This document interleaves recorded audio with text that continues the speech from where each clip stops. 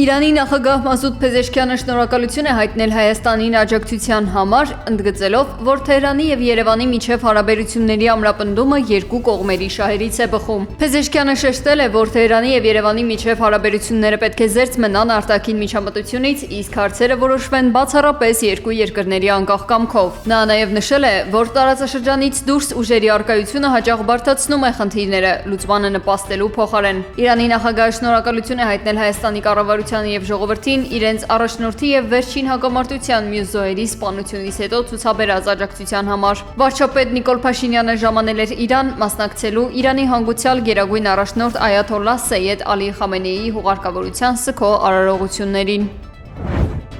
Հայաստանում Իրանի Իսլամական Հանրապետության դեսպանատան նախաձեռնությամբ հուլիսի 8-ին ժամը 18-ին Երևանի Կապույտ մզկիթում կանցկացվի հիշատակի միջոցառում, նվիրված նահատակ հոգևոր առաջնորդ Այաթոլլահ Սեյեդ Ալի Խամենեիի հիշատակին։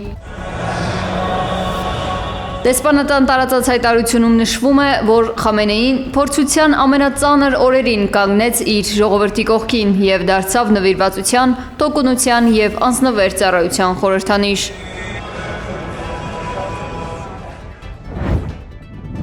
Այսօր դուրս են բերել Իրանի գերագույն հոգևոր նախկին առաջնորդ Այաթոլլահ Ալի Խամենեիի մարմինը։ Հազարավոր իրանցիներ հավաքվել են Թեհրանի Իմամ Խոմեյնի հսկայական աղոթատեղիում հարգանքի տուրք մատուցելու Խամենեիի հիշատակին։ Սգավորները լաց են եղել ձեռքերում պահելով Իրանի պետական դրոշներն ու Խամենեիի դիմանկարները։ Սգահարողությունները մայրաքաղաքում կշարունակվեն մինչև հուլիսի 9-ը։ Ըստ սահմանված ժամանակացույցի հուլիսի 6-ին նախատեսված է հանրային հուղարկավորության թափորը, հուլիսի 7-ին արարողությունները կտեղափոխվեն Ղոմ քաղաք։ Սգո միջոցառումների շարքը կապարտվի հուլիսի 9-ին Մոշհադի Իմամ Ռեզայի սրբավայրում Ալի Խամենեիի հուղարկավորությամբ։ Արարողակարգերին կմասնակցի շուրջ 100 երկրի պաշտոնական պատվիրակություն եւ կրոնական գործիչ։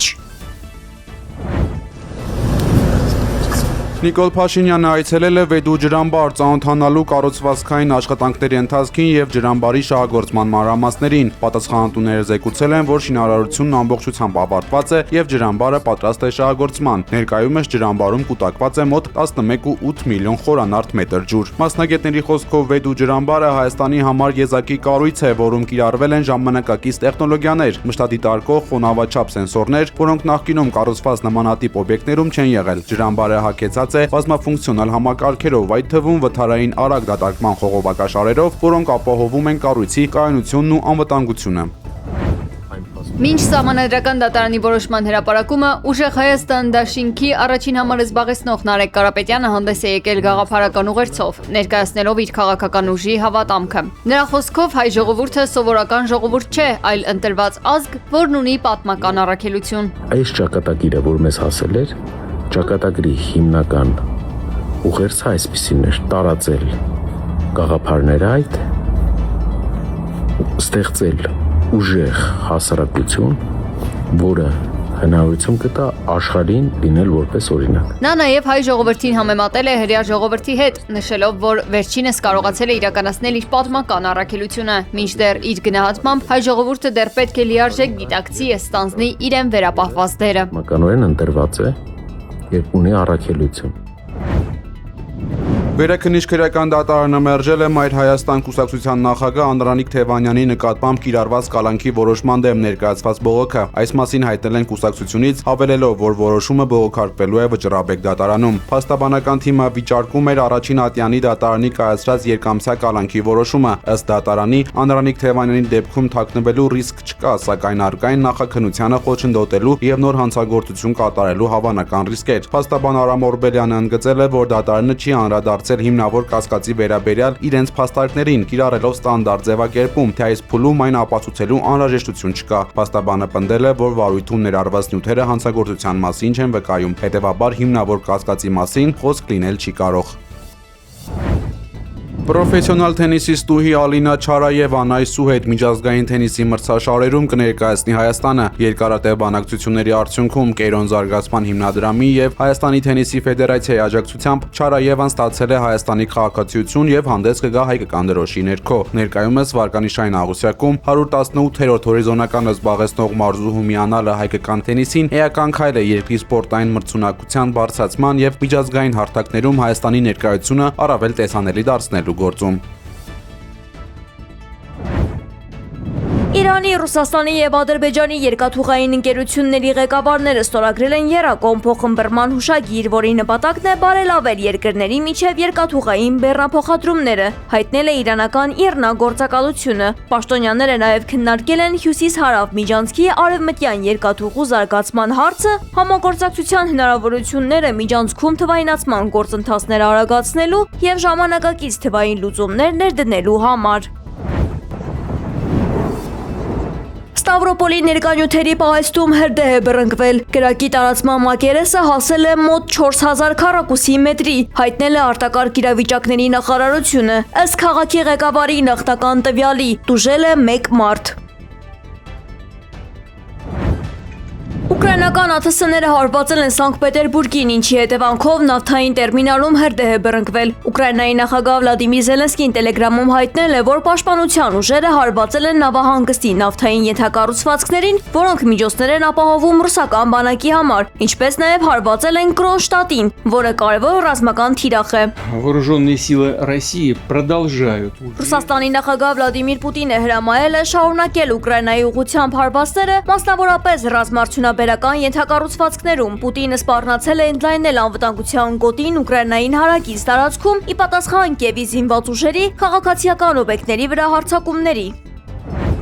Միջուկային զենքի փոխարեն Իրանը հայտնաբերել է մեկ այլ զենք՝ Հորմուզի նեղուցը, հայտարարել է Ռուսաստանի անվտանգության խորհրդի փոխնախագահ Դմիտրի Մեդվեդևը։ Մենք քննարկում ենք եւ համաձայնություններ ենք ձեռք բերում, թե ինչպես է նեղուցը շարունակելու գործել, ասել է նա։ Մեդվեդևը նաեւ զգուշացրել է, որ Իրանի իշխանությունը ունի ջերմամիջուկային զենք՝ Բաբել Մանդեբի նեղուցը։ Նա հայտարարել է, որ եթե այն փակվի, նավթի եւ նավագնացության բոլոր այլ փոխադրումները կարգելափակվեն։ Երկրի վրա սկսվել է G3 մակարդակի մագնիսական փոթորիկ, հայտնել է Ռուսաստանի գիտությունների ակադեմիայի տիեզերական հետազոտությունների ինստիտուտի արեգակնային աստղագիտության լաբորատորիան։ Գեոմագնիսական փոթորիկը սկսվել է նախնական կանխատեսումից մոտ 1 օր ուշացումով։ Երկրի մագնիսական դաշտը գրեթե 24 ժամ դիմակայում էր արեգակնային զանգվածի արտանետումներին, սակայն ի վերջո չի կարողացել դիմակայել դրանց ազդեցությանը։ Իր հզորությամբ սա արդեն երրորդն է այս տարվա ընթացքում։ Չնայած արեգակի վրա ներկայումս նկատվող բծերի հսկայական խմբերին, դրանք դեռևս չեն առաջացրել սպասված գերհզոր բռնկումները, թեև գիտնականները նախապես զգուշացրել էին նման հավանականության մասին։ Ավստրալիայի հավաքականի երկրպագուները գրավել են ԱՄՆ-ի սուպերմարկետներից մեկը։ Հավաքվածները երգելով, ցատկոտելով ձմերուկների վրա եւ խաթարելով սուպերմարկետի աշխատանքը, քաջալերել են իրենց հավաքականի թիմի մարզիկներին։ Իսպանիայում մոլեգնող անոմալ շոկի պատճառով, երբ ջերմաստիճանը երազանցում է 40 աստիճան Ցելսիուսը, Մադրիդի կենդանաբանական այգում հսկայական պանդաներն ու օրանգուտանները զովանալու համար ձմերուկ եւ մրգեր, խնձորով, խաղողով ու բամբուկի տերևներով պատրաստված սառցե տորթեր են ըմբոշխնում։ Կենդանիների համար հասանելի են նաեւ լողավազաններ, ջրային ցնցուղներ ու օդորակիչներով փակ կացարաններ։ Ընդ որում այս ամառային միջոցառումը համընկել է այգու օրանգուտան Սելայի 3 ամսական դառնալու տոնի հետ։ Հոնկոնգի Օշեն Պարկ կենդանաբանական այգում էլ սկսվել է Pandastic Summer մեծ տոնախմբությունը, նվիրված այնտեղ ապրող 6 պանդաների ընտանիքին, որտեղ ուշադրության կենտրոնում են հայտնվել երկվորյակ ձագուկներ Ջիաջիան եւ Դեդեն, իրենց սպասվող 2-ամյակի շեմին։ Այգու տարածքը ձևավորվել է պանդաների թեմատիկայով, բացվել են հատուկ խաղային ու ֆոտոգոտիներ։ Կենդանաբանական այգու տնօրինությունը հայտնել է, որ պանդաները մեծ երջանկություն են բերել քաղաքին եւ իրենք արդեն քննարկում են մասնագետների հետ հաջորդ տարի երկվորյակներին մորից առանձնացնելու եւ նոր կացարան տեղափոխելու ծրագրերը, քանի որ նրանք արդեն 3 տարեկան կլինեն։